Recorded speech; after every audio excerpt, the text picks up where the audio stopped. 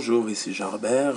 Je souhaite vous faire une dernière capsule portant sur les éléments D, E et F de l'exercice sur le jeu de rôle, c'est-à-dire plus précisément sur la performance finale attendue ou bien l'évaluation finale de cours, les objectifs d'apprentissage et finalement les principaux savoirs à enseigner à l'intérieur du cours.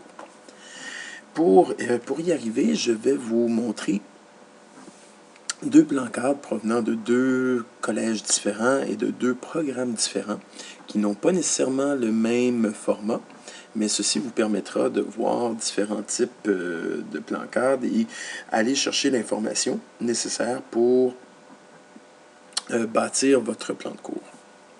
Donc, d'une part, si on prend, j'ai pris un cours de biologie dans un DEC en soins infirmiers.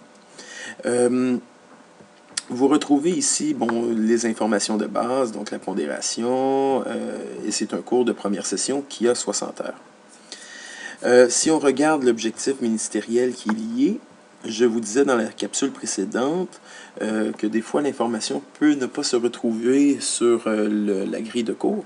Donc on voit ici que l'objectif ministériel qui est lié, c'est la 01Q1. Et si on avait besoin d'aller chercher l'information à propos de cette compétence-là, on pourrait aller sur le site du ministère, dans Google, rentrer 01Q1 compétences MES et on retrouverait les éléments de compétence ainsi que le contexte de réalisation. Donc ici, il y a la présentation du cours, donc le but du cours, donc la place dans le programme, donc le but du cours, la place du cours dans le programme. Bon, contexte particulier d'apprentissage, ici, ça indique un peu la manière que le cours devrait se donner, quel type de stratégie d'enseignement et d'apprentissage qui pourrait être utilisé.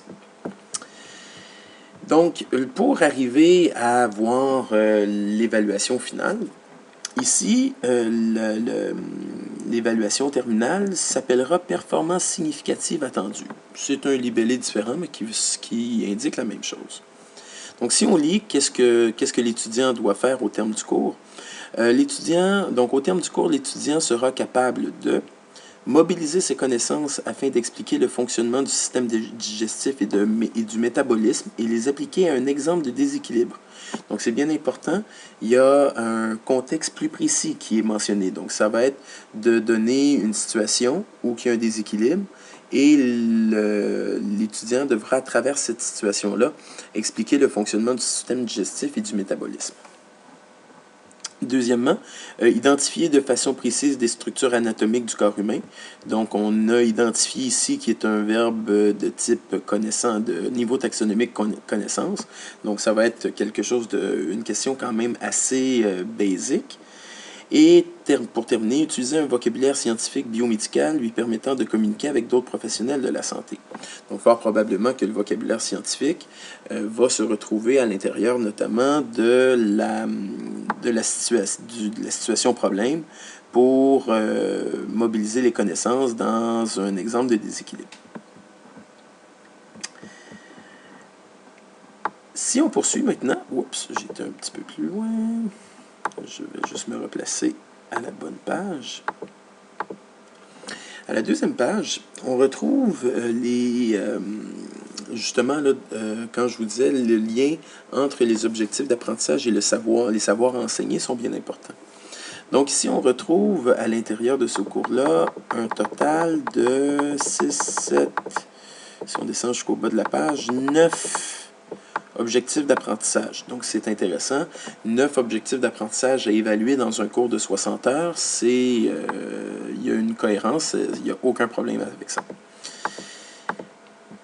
Et maintenant, si on fait le lien, on peut voir que pour les 3 premiers objectifs d'apprentissage, les savoirs à enseigner seront les suivants.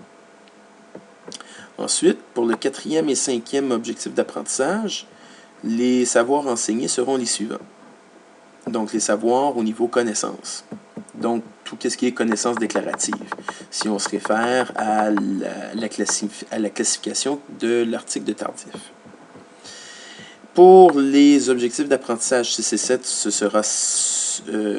ce sont ces connaissances-là qu'il faut enseigner.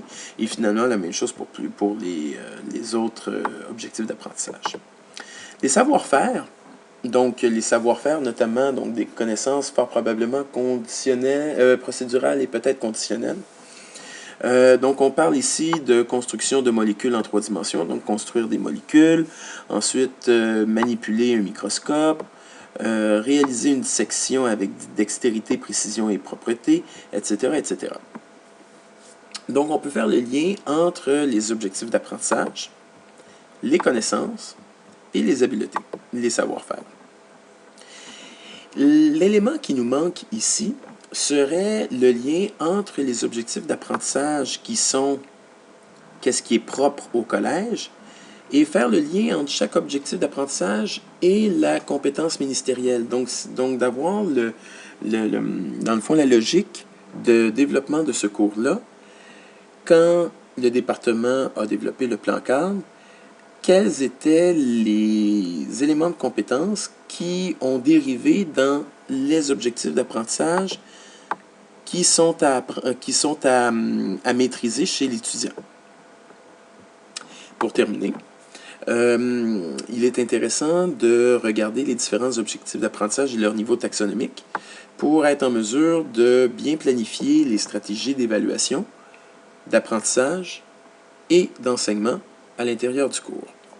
Donc, si on regarde ici, on a un verbe identifier les différents éléments de l'anatomie macroscopique et microscopique du corps humain.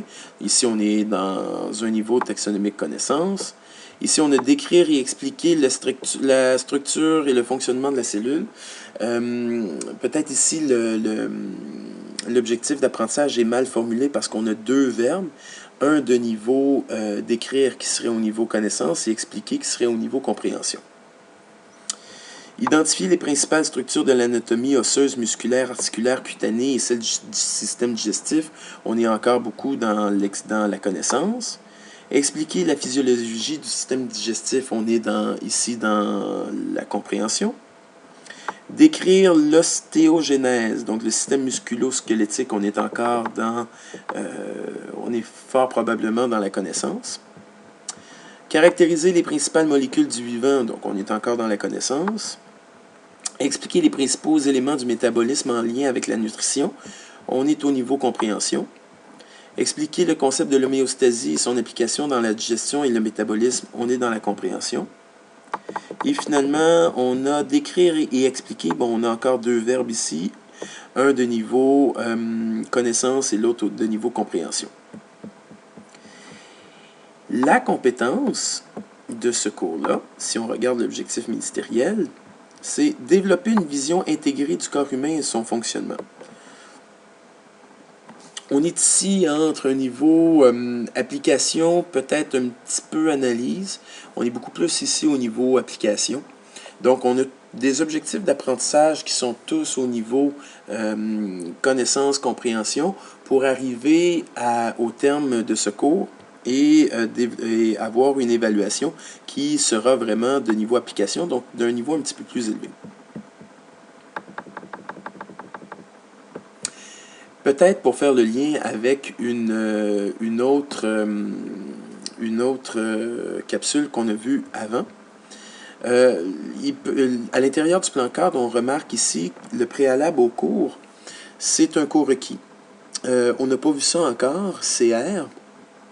C'est-à-dire que le cours 101 D14, acquérir des notions de microbiologie, quand c'est un cours requis, ça veut dire que le cours doit être vu au même moment, à la même session que le cours 101 D24.